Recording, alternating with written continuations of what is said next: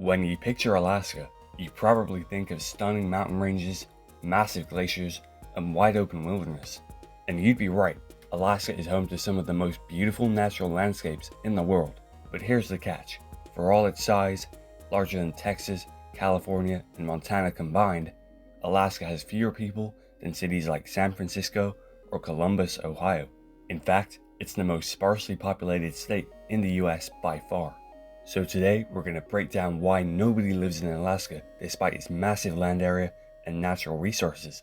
Over 99% of you aren't subscribed, so please subscribe so we can hit 1,000 subscribers before the end of the year. And support me on Patreon, where all money goes directly to my university funds. Let's begin.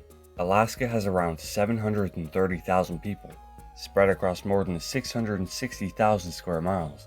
That means the state's population density is about 1 person per square mile, the lowest in the US by far. For comparison, New Jersey squeezes in more than 1,200 people per square mile. The reason for this starts with Alaska's geography. Mountains dominate much of the state, rivers carve through wilderness, and permafrost makes huge areas nearly uninhabitable. Combine that with bitterly cold winters, and the reality is simple. Most of Alaska just isn't suitable for large-scale settlement. Next, climate. Alaska's climate is a major reason people stay away.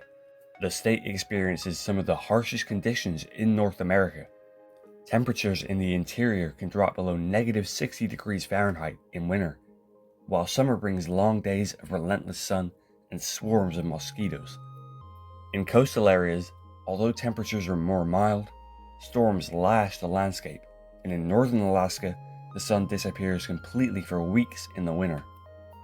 For modern life, this poses obvious challenges.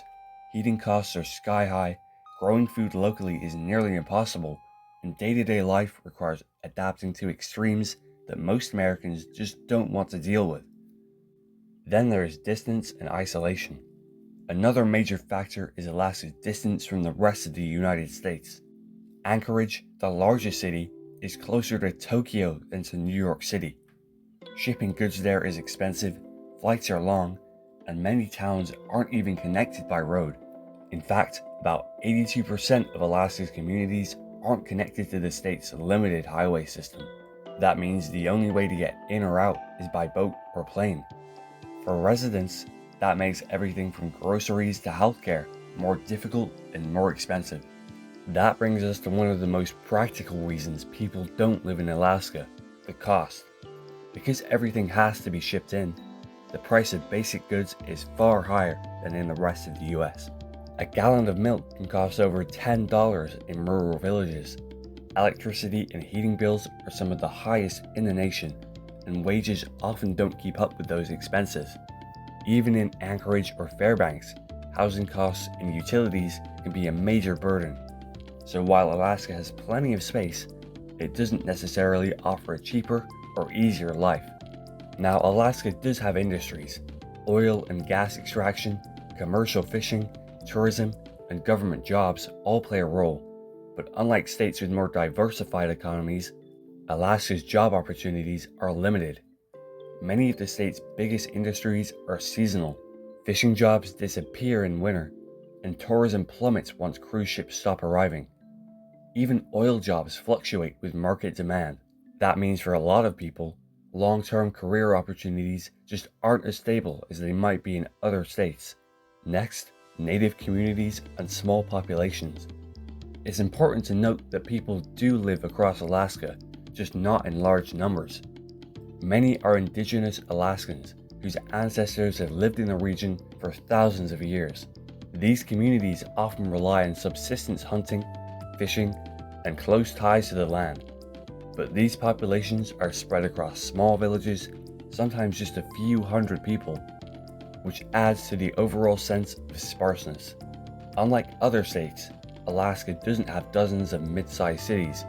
It has one major city, Anchorage, and then a steep drop-off in population density. Then there's the harsh realities of infrastructure. Infrastructure is another big limitation.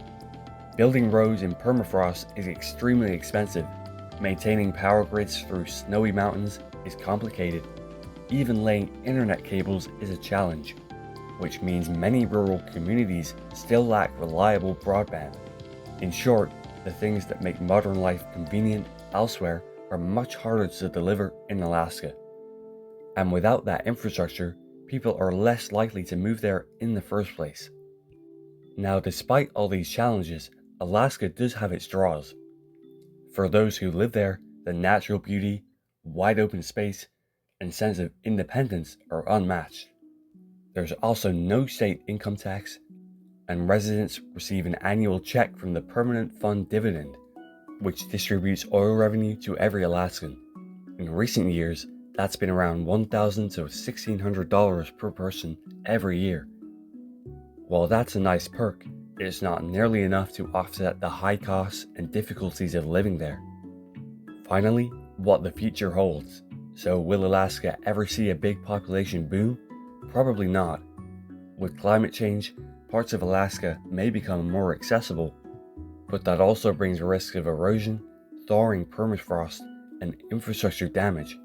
And while tourism may continue to grow, most visitors will always prefer a one-week trip over a lifetime commitment.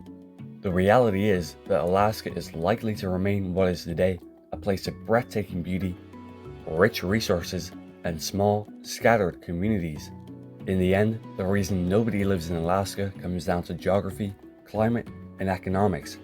It's a state designed more for wilderness and wildlife than for sprawling suburbs or bustling cities. And that's not necessarily a bad thing, because Alaska's value to the US isn't measured in population size, it's measured in its wild spaces, its cultural heritage, and its role as one of the last truly untamed frontiers in the country. Thanks for watching. Please subscribe and support me on Patreon, where you can get early access to videos and more.